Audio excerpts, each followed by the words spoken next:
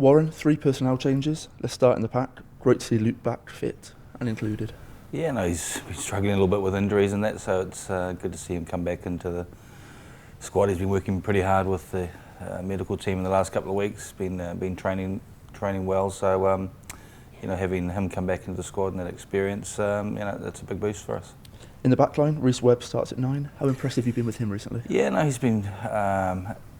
We know how experienced Mike is, and but it's important that we make sure that we've got different options at 9, and Rhys gives us a different dimension in terms of the way he plays. Thought he played excellent last week for the Ospreys. That's one of the reasons that we sent them back. We actually sent both of them back in terms of Rhys Webb and Dan Biggar. I mean, it was a tough call in terms of the 10 selection as well, but we've decided to go again with Rhys and give him that chance. We don't want to chop and change too much. We feel like players, if they get 2 or 3 games, that particularly building for some confidence, we want to give them those sort of options. But it was a tough selection decision in a number of positions. A forced change in the midfield with George coming into the centre. What will he bring it to 13? Oh, I think he just brings some directness, some great footwork. We saw when he went there against Australia in the autumn. He scored a try and just about scored another one. He caused them a lot of problems. He's played there a bit for Northampton, and I think he'll be good for us.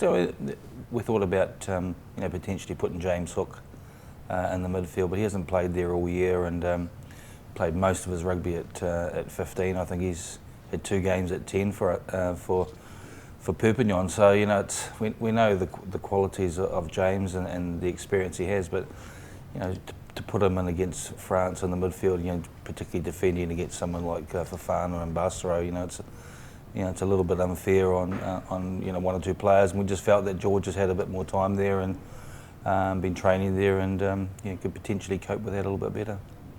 The forward pack, you started against Ireland, apart from the second row, get another chance to impress and chance to redeem themselves this weekend. I think that's the key, isn't it? A chance to impress and a chance to redeem, and you can talk about changes. We were disappointed with the way that the forward pack went. I think they've acknowledged that themselves, and we've tried to be as honest as we could be in terms of it just wasn't a good enough performance.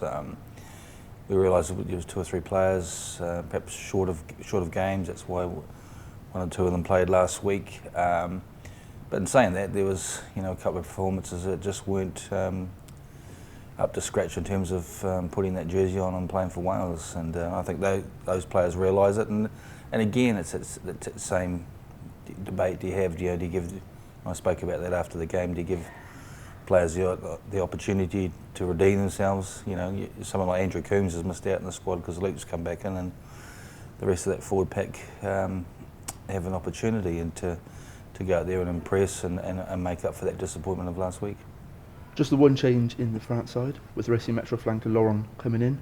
What are your thoughts on them so far? Yeah, no, I think it's like everything. You build some momentum and confidence, and I think they would realise that they're probably a little bit lucky in that first game against England, and then they've taken a couple of turnover opportunities against Italy, and then built on a bit of confidence. So they'll be coming with some confidence, and that's what that tournament's all about. So, but should be a great game in terms of a Friday night.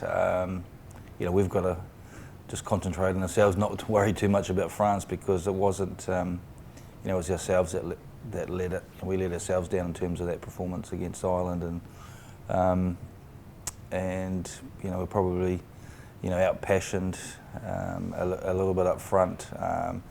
They didn't come and they didn't play a lot of rugby against us in terms of the number of times that they kicked and how narrow they were, and played a lot of one-pass rugby. It was effective. It was they won the game by playing that way, and we didn't cope with that. That was disappointing. So it gives us a great opportunity to make amends for that disappointment. And in the past, we've responded well to that sort of challenge. Sometimes every now and again that happens with a poor performance. We've been roundly criticised, not just the players but the coaches, and that's fair enough because the expectations of people out there and ourselves are very high. So we'll see what happens on Friday night.